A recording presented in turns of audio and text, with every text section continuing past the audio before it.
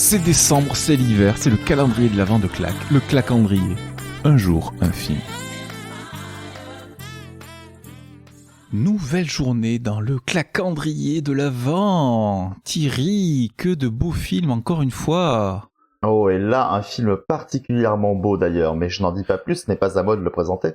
Ah mais tu peux au moins nous présenter notre invité peut-être. Ah, je peux te présenter mon invité, il s'agit d'un merveilleux copain qui est venu quand même régulièrement dans l'émission et qui tient sa petite émission dont il va nous raconter l'actualité. C'est Jude Melon. Salut Juju. Salut la compagnie, salut les gars, comment allez-vous? Ah bah ça va et toi? On est emmitouflé chez nous, couvre-feu ou confinement, je sais pas au moment où on enregistre. Voilà, donc ça sera la surprise.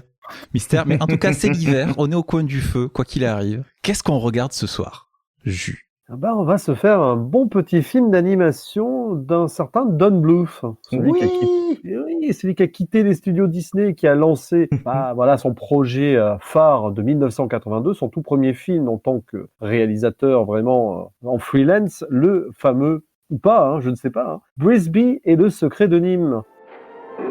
Discover the secret of Nim and rediscover the child in us all. Ah, enfin un film familial, oui. Ah oui.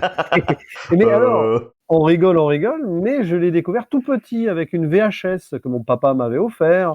Et bon, c'est vrai que c'est pas vraiment un film d'animation pour les enfants. Enfin, dans un sens, oui quand même. Mais un film d'animation qui prend pas les enfants pour des imbéciles. Ah, il y a des petites souris mignonnes quand même. Oui, voilà. Et c'est marrant parce que, petite anecdote, le secret de Nîmes, je ne sais pas pourquoi mon père me l'a acheté, mais comme je suis né à Nîmes, il y a dû avoir une connexion. Donc quand j'étais petit, j'avais l'impression que c'était le secret de ma ville de naissance. Alors ça s'écrit pas pareil, hein. Voilà, tu te faisais taper par la prof parce que tu écrivais mal le nom.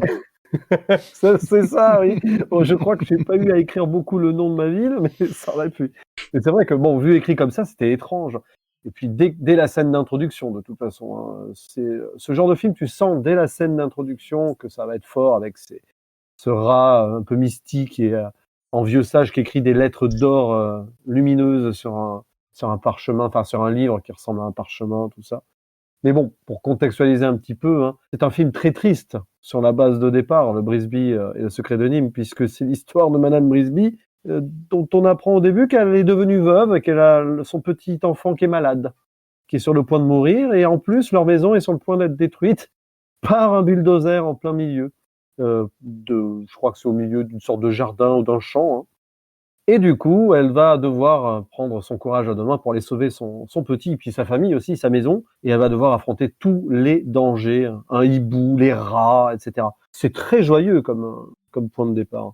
Sur l'échelle de Bambi, on est où à peu près? Ah oui, c'est vrai que c'est là où on se voit que Disney a avant osé ce genre de film, un petit peu. On peut parler de Pinocchio aussi, parce que quand même... Ah bah tiens donc. Voilà.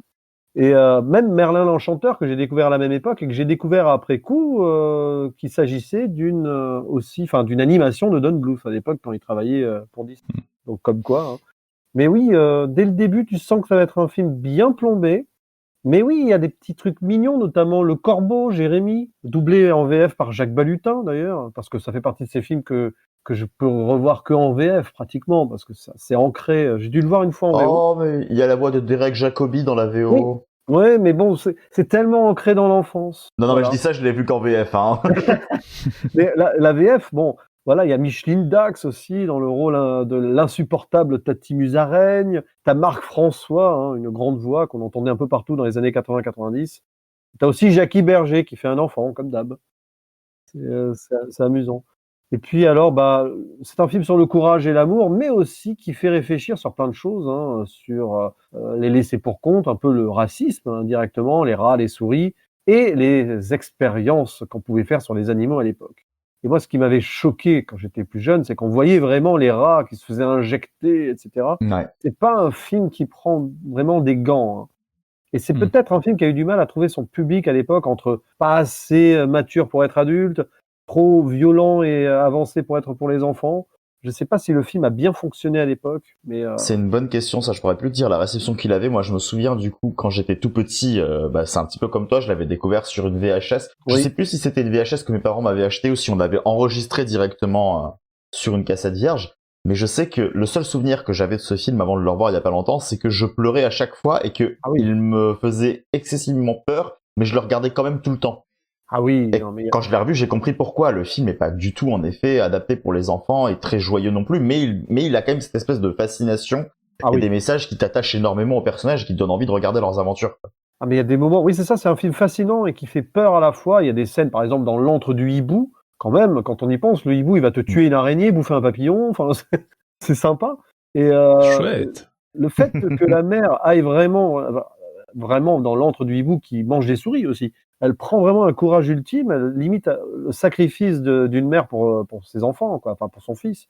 Moi, je trouve ça beau. Enfin, c'est une thématique qui m'avait touché très jeune. Et que quand tu revois ça aujourd'hui, ben, ça te touche encore. Après, évidemment, il a un petit peu mal vieilli sur certains points d'animation, mais ça n'a pas été fait avec un budget de fou non plus à l'époque. Hein. Et ça reste très fascinant dans le côté macabre, peut-être pas, mais sombre en tout cas. Là, je regardais le budget là sur IMDb vite fait. Alors, il y a une estimation à 7 millions de dollars. Ouais. Ah, pour l'époque, c'est pas si mal. Hein. C'est pas si mal, et un box-office estimé à 14 millions. Et de la part d'un gars qui était un paria qui venait d'être éjecté méchamment de chez Disney, c'est pas si mal que ça. Ce sont des chiffres IMDb, pas sûr que ça soit complet parce que c'est un film des années 80. J'avais vu les chiffres qui sont en ligne, ça a pas l'air complet.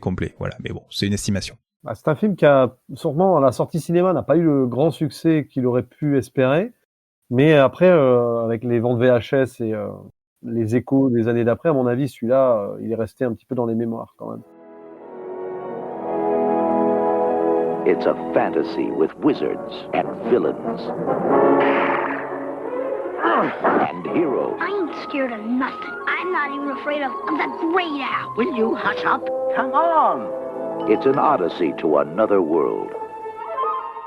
Ce que vous me dites, ça me fait penser à Taram et le chaudron magique un peu. Ah oui. Ben, tu sais que pendant très longtemps, moi, je croyais, et du coup, là, je viens de vérifier, et comme ça, on pourra parler de Don Bluth, et je me suis bien fait avoir. J'étais persuadé que, et j'avais acquis ça dans mon inconscient, que Don Bluth avait été viré après Taram et le chaudron magique, parce que le film était considéré comme beaucoup trop sombre pour l'écurie de Disney. Et j'étais persuadé que c'était pour ça qu'il était parti faire Frisbee, et en fait, ben non, il est même pas associé au projet. Je crois qu'il est sorti après, non, il me semble. Ah ouais, non, mais donc du coup, ça, je me suis fait avoir. Mais après, en fait, visiblement, c'est lui qui avait amorcé une vague un petit peu plus sombre potentiellement. Il s'est cassé, ils ont quand même fait Taram parce qu'il s'était avancé sur le truc, mais je veux pas non plus trop avancer le truc parce que je suis pas certain de lui. Mais ça ressemble, en effet. Ouais. Et sinon, c'est bien lui et son nouveau studio pour Le Petit Dinosaure et Fievel et Le Nouveau Monde. Oui, et Fievel et Pousselina et Anastasia. Et Anastasia, bon, ouais. Non, parce que je dis ça parce que moi aussi j'avais les cassettes, donc c'est pour ça. Et quand on voit ce qu'il a fait en tant qu'animateur avant, hein, Merlin l'Enchanteur, Robin des Bois, Les Aventures de Bernard et Bianca, c'est que des films que j'ai vus dans mon enfance. Ça. C'est marrant. C'est un gars qui a fait mon enfance d'animation.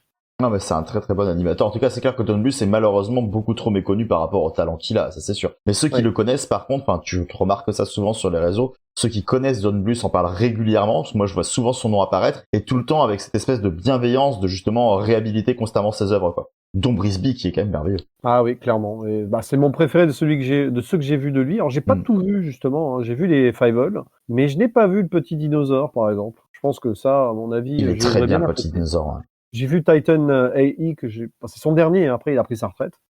Ouais. Sorti en 2000. Depuis, je pense qu'il coule des jours heureux, j'espère pour lui en tout cas. Ah bah il est plus tout jeune le monsieur. Hein. 83 ans. Voilà.